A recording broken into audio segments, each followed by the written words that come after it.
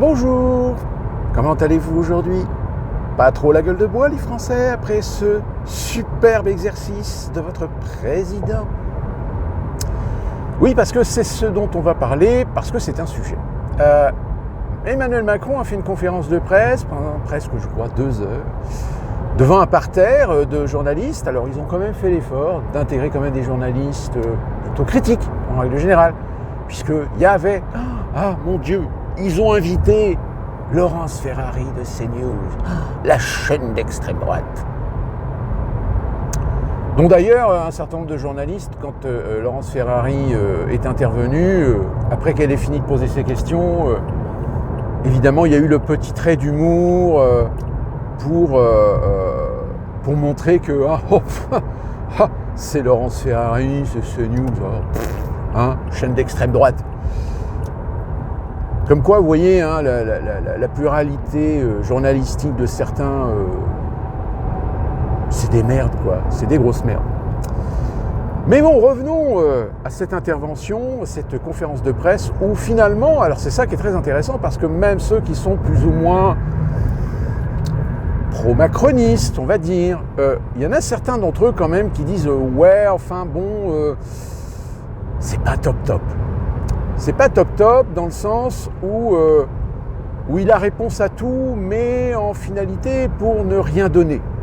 Alors oui, donner des réponses, pas forcément faire des promesses, mais dire nous y attelons, nous allons nous y atteler, nous allons faire des efforts, nous allons cravacher dessus, nous allons aborder le sujet, nous allons traiter le problème, et blablabla, et blablabla, et blablabla. Sauf que le problème, c'est quand entre les réalités, certaines réalités, certains problèmes qui perdurent et sur lesquels, depuis qu'il a accédé au pouvoir, il n'a jamais apporté une solution. Donc pourquoi est-ce qu'il en apporterait une maintenant? Donc du coup, le propos de Macron, ça tombe un petit peu à l'eau. Certains sujets, alors, la délinquance, la criminalité, l'augmentation de l'insécurité ou sentiment d'insécurité, etc. Ça n'a rien à voir avec les illégaux. Mais on va faire des efforts pour combattre l'immigration illégale. Oui, sauf que le problème, c'est que l'immigration illégale, c'est pas le fond du sujet, c'est pas le problème. Le problème de l'insécurité, ça concerne à la fois des gens en effet issus de l'immigration légale comme illégale, mais aussi les générations françaises issues de l'immigration. Sauf ça, évidemment, la thématique, ou tout du moins l'angle d'attaque du problème dans ce domaine est complètement occulté. Je rappelle, je ne vais pas aller dans le détail parce que certains le font déjà, et il y en a un, je vous invite à aller voir sa vidéo parce qu'il est très complet dans son analyse, c'est François Asselineau. Et François Asselineau, en effet, il met le doigt dessus. C'est comment vous voulez lutter contre l'immigration massive lorsque la campagne politique européenne a pour but justement de légaliser toujours plus d'immigration. C'est-à-dire qu'aujourd'hui, on atteint des millions d'émigrés qui sont légaux, parce qu'on leur a donné des papiers. Après, qu'est-ce qu'ils deviennent? Où ils vont? Qu'est-ce qu'ils font? À partir du moment où ils ont une situation irrégulière dans l'Union européenne, ils font ce qu'ils veulent. Ils vont où ils veulent. Il n'y a pas de traçabilité. Souvenez-vous, le problème des réfugiés syriens, qu'on a dit, oui, mais il y a des djihadistes qui profitent de ces flux migratoires qui accèdent à l'Europe pour rentrer en Europe et commencer à implanter des réseaux terroristes, etc. Mais non, ça, c'est des idées complotistes. Ouais, sauf que les événements du 15 novembre, on s'est rendu compte qu'il y en a quelques-uns qui étaient passés au travers du filet. Donc Macron, si vous voulez, c'est une prestation qui n'a pas convaincu. Alors qu'il n'a d'autant plus pas convaincu que je pense qu'il y a, à mon avis, 90% des Français qui n'ont pas regardé cette intervention. Mais de ce que j'en ai pu regarder sur certaines thématiques, parce que je ne me suis pas tapé les 2 heures, hein, j'ai pas le temps, moi j'ai senti quelque chose chez Macron qui me dérange.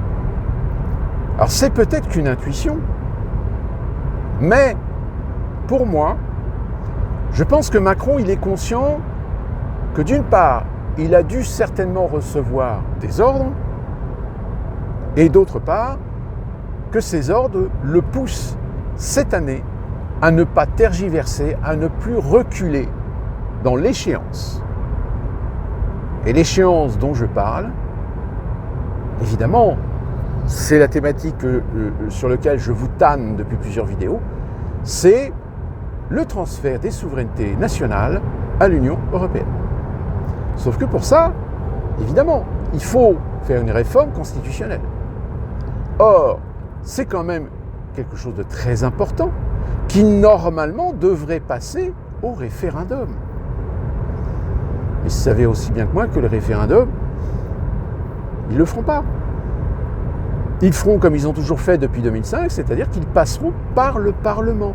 Puisque je rappelle que la Constitution de la Ve République permet la consultation soit directe, c'est-à-dire par référendum auprès du peuple, soit indirecte, c'est-à-dire en passant par les représentations nationales, en l'occurrence le Parlement. Or, comme je vous l'ai déjà expliqué, à partir du moment où vous assurez que dans le système, vous avez une majorité de gens dans la représentation nationale qui sont pour et pas contre, ça passe comme une lettre à la poste. Donc si, dans 6 mois, 3 mois, 15 jours, Macron tout d'un coup annonce un congrès pour une réforme constitutionnelle pour intégrer les révisions des traités européens une fois qu'ils seront signés, mais comprenez bien que là, c'est la fin, c'est terminé. C'est un coup d'État institutionnel. Et je pense que l'attitude qu'il a eue pendant cette conférence de presse tente à montrer qu'il n'est pas bien dans ses baskets parce qu'il ne sait pas. Il ne sait pas comment il va faire. Enfin, si, il peut le faire, par la force. Mais s'il le fait par la force, là, il risque de réveiller en effet une insurrection. D'où la raison pour laquelle il a foutu Attal. Alors certains commentaires, comme je vous l'ai dit, disent qu'il s'est rendu compte qu'il a peut-être fait une connerie parce que Attal, c'est quelqu'un d'intelligent, etc. Mais justement, parce que peut-être Attal est plus intelligent, qu'il a décidé de le foutre Premier ministre, et puis tout d'un coup lui dire, bon, bah maintenant mon coco, va falloir que tu ailles au turbin, mais je veux une réforme constitutionnelle. Et là, évidemment, Attal va être dans une situation très inconfortable parce que, évidemment, il sait qu'il va se retrouver avec une contestation à la fois des partis d'opposition. Il va y avoir une opposition également au sein du peuple, voire peut-être des opposants qui vont organiser des manifestations pour éveiller les consciences sur ce qui est en train de se passer. Donc avoir une crise, évidemment, une crise sociale et politique majeure, qui mettrait évidemment en suspens ou tout du moins dans la balance, sa démission. Et là, évidemment, Macron, il serait bien content. Mais alors, moi, sur cette théorie, j'ai envie de dire, pourquoi l'avoir mis Premier ministre ? Parce que moi, c'est ça, c'est cette question. Moi, les gens qui me disent, oui, il s'est rendu compte que Attal, finalement, est plus intelligent, donc Attal risque de lui faire de l'ombre, etc. Mais j'ai dit, mais attendez, vous croyez franchement que Macron, il est con au point de mettre Attal Premier ministre, si Attal est une menace pour lui. S'il a fait ça, c'est qu'il a bien une idée derrière la tête. Non ? Donc voilà moi ce que j'en ressors.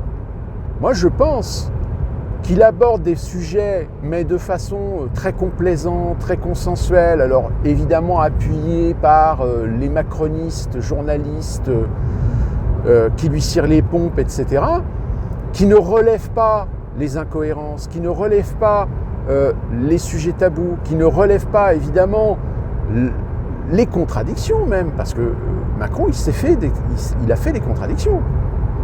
À un moment il dit blanc et puis un peu plus tard il dit noir. Il se contredit lui-même. Mais le travail journalistique justement, c'est de relever, Mais personne n'a relevé.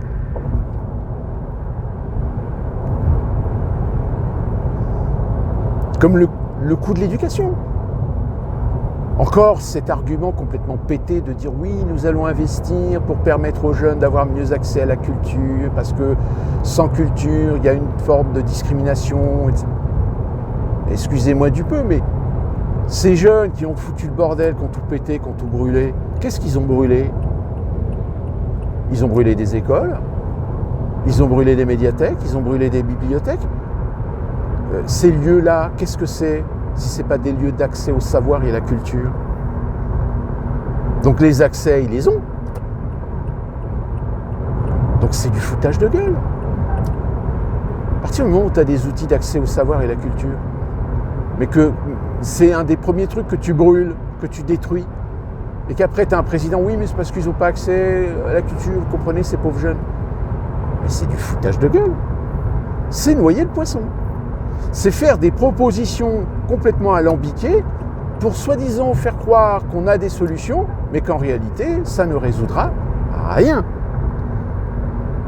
Ce n'est qu'un écran de fumée, cette conférence de presse, pour planquer ce qui va réellement être le sujet. C'est réformer la Constitution pour transférer la souveraineté populaire de la France à l'Union européenne. Et d'ailleurs, ce qu'on ressent actuellement à Davos, c'est exactement ça. Ils veulent accentuer, accélérer le processus de suprématie de pouvoir fédéral européen. Alors, évidemment, quelle est la proportion de Français qui, comme vous, sont conscients de ce problème? Quelle proportion de Français sont conscients que déjà la pandémie a été en fait un laboratoire, a été un test pour voir jusqu'à quel point la majorité des Français sont prêts à accepter leur sort, à accepter leur destin? Donc si demain on vous annonce tranquillou, oui, on a besoin de faire cette réforme, on a besoin de faire cette révision constitutionnelle, etc. Mais ne vous inquiétez pas, laissez faire les politiciens, laissez faire le gouvernement et le président, ils savent ce qu'ils font, c'est pour votre bien. Parce que c'est comme ça qu'ils vont vous le présenter. Si vous n'avez pas la conscience de ce qu'ils sont en train de faire, donc c'est mort. Donc, j'ai envie de dire, cette conférence de presse qu'il a fait Macron, pour moi, c'est le signe. C'est le signe qu'il va essayer de noyer le poisson, qu'il va essayer de concentrer des sujets pour pouvoir être tranquille, en catimini et en coulisses, commencer à préparer le terrain pour la révision constitutionnelle. En attendant, évidemment, que soit appliquée la révision des traités européens. Ou quitte même faire déjà une révision constitutionnelle en adoptant des textes qui prépareront, qui seront déjà adaptés à ce que va devenir l'Union européenne avec la révision des traités. Mais encore une fois, ça ne sera pas étalé en place publique. Très peu de médias en parleront. Les médias mainstream sont complices de ne pas en parler. Et encore moins des gens qui se prétendent souverainistes, comme les Marine Le Pen, les Zemmour, peut-être Dupont-Aignan, lui, peut-être qu'il réagira, Philippot aussi. Mais quel est leur impact aujourd'hui sur le paysage politique et plus particulièrement sur l'opinion? Il est nul. Donc même si vous avez quelques politiciens qui essaient de vous alerter sur le danger d'une révision constitutionnelle, comme on sait que de toute façon il y a 80% des Français qui sont complètement dépassés, ne comprennent plus rien, et que on va pouvoir réussir à leur glisser la pilule sans que même des fois ils s'en rendent compte,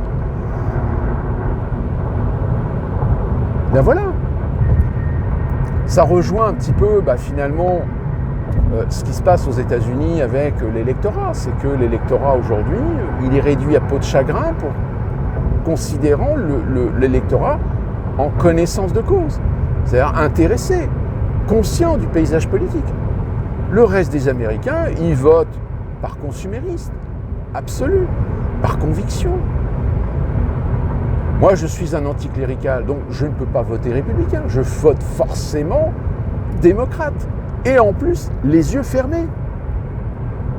Donc,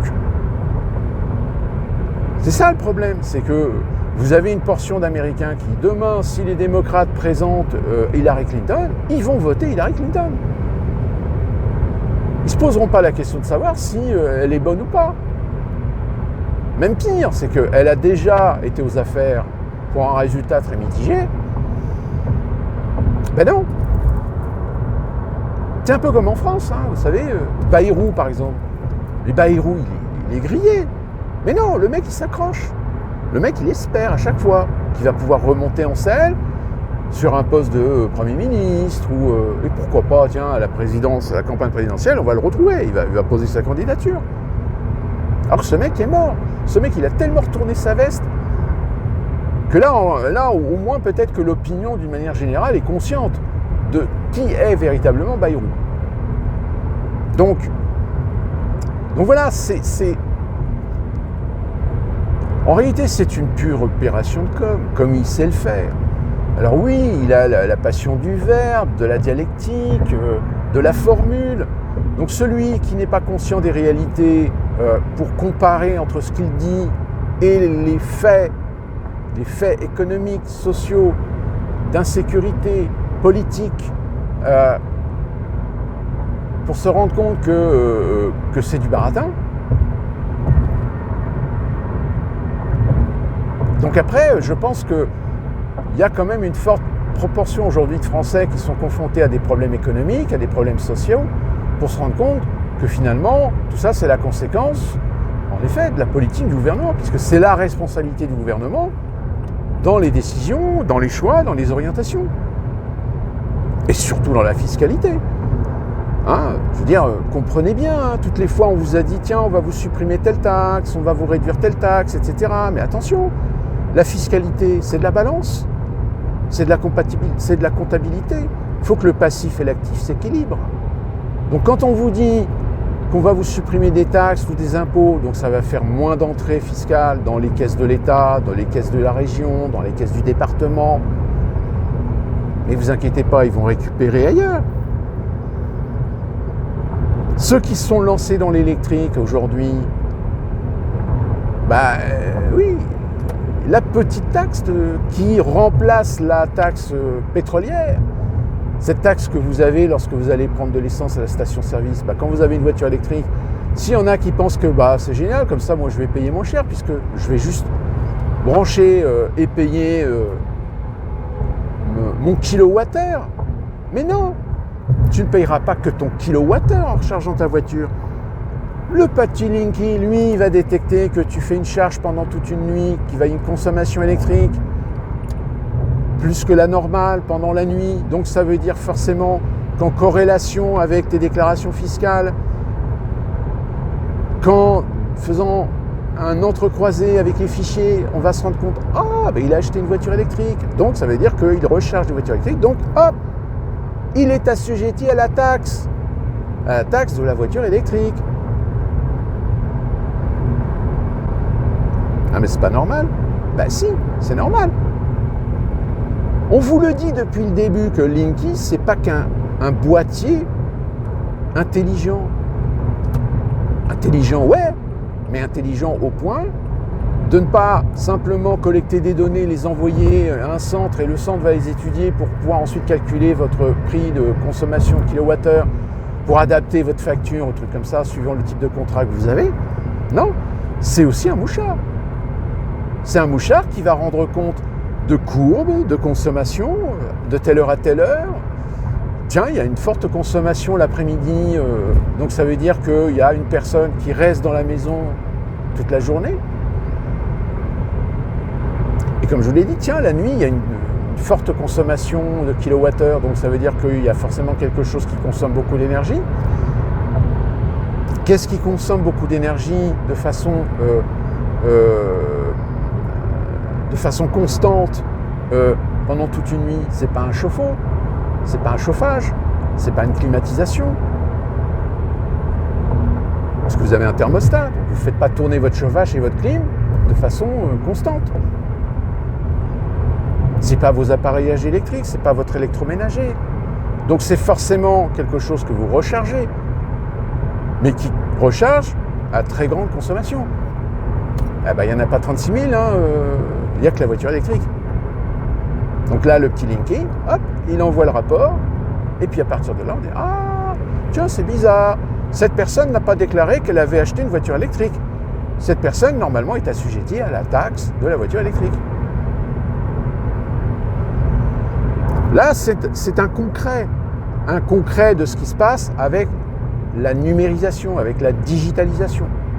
C'est-à-dire qu'à un moment donné, là où vous croyez pouvoir passer en dessous du radar, vous n'y passerez pas parce que vous utilisez inconsciemment des outils qui sont aussi des mouchards et qui vont rendre compte d'une activité que vous avez sur des outils, sur du matériel, que normalement sur lequel vous êtes assujetti à une taxe, mais qu'apparemment vous n'y êtes pas déclaré et vous ne la payez pas. Ops, c'est de la fraude.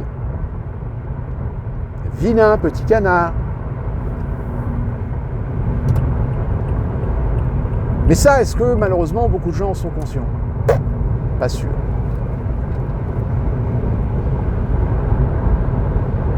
Donc, pour terminer cette prestation de Macron, je vous le dis, moi mon sentiment c'est ça. C'est que je pense qu'il est en situation inconfortable parce que là on vient de lui dicter, de lui ordonner de faire ce que normalement il aurait dû faire déjà depuis longtemps, mais qu'il n'a pas fait parce qu'il sait que ça va poser un problème.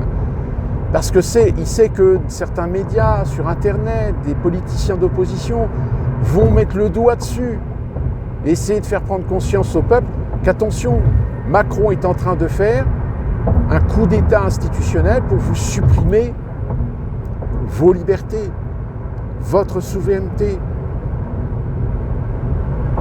Ou alors la solution, c'est une situation de péril. Situation de péril, vous l'avez vu peut-être, le Premier ministre des armées britanniques a fait un clip vidéo où il annonce officiellement, tranquillou, The winter is coming. Alors pour ceux qui connaissent la référence, ça veut dire que finalement, la guerre arrive. Quelle guerre? Oui, la guerre arrive. Soyons prêts. Soyez citoyens. Soyez prêts à accepter votre destin, à accepter votre devoir de patriote.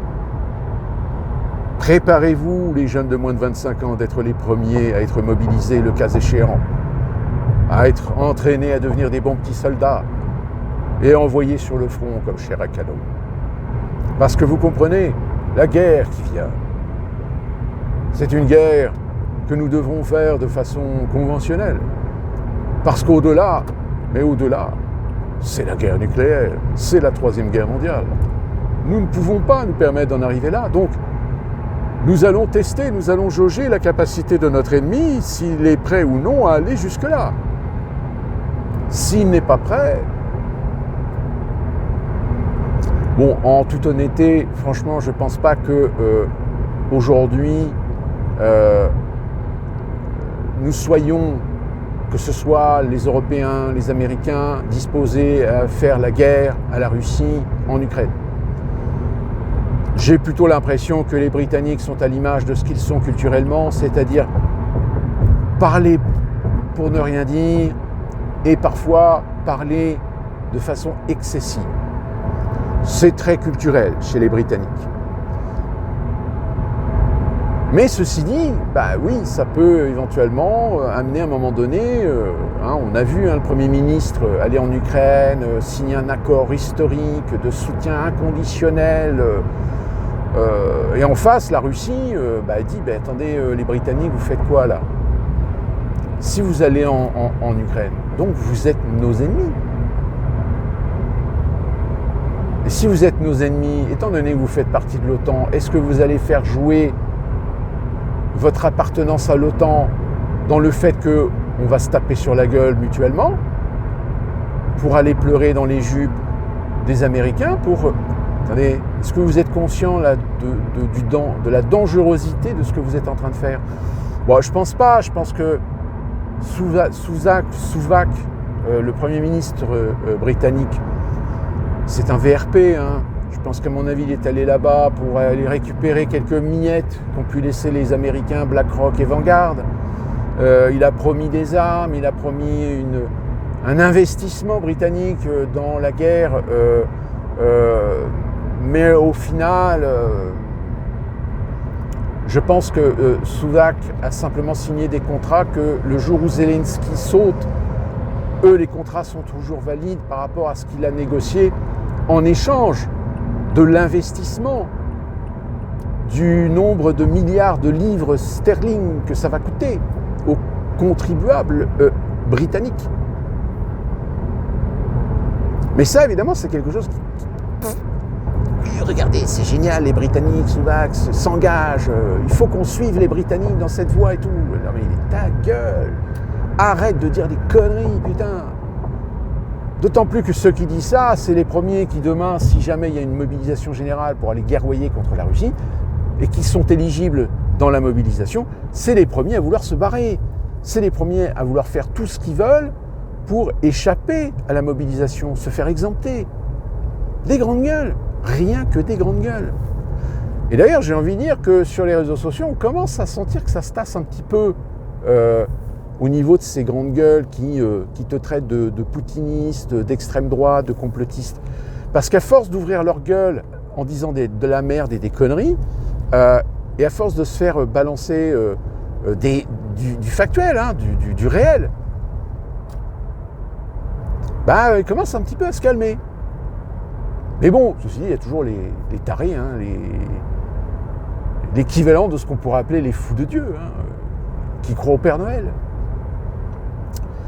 Donc voilà, pour ce qui concerne Macron, on en reparlera certainement, puisqu'il y aura certainement un suivi. Surtout, on va scruter un petit peu la relation qu'il va y avoir entre Attal et Macron. Mais bon, Attal, il est Premier ministre, il sera comme tous les Premiers ministres sous Macron, c'est-à-dire que le doigt sur la couture, qui doit répondre au coup de sifflet, donner la patte, assis, couché, assis, debout, couché.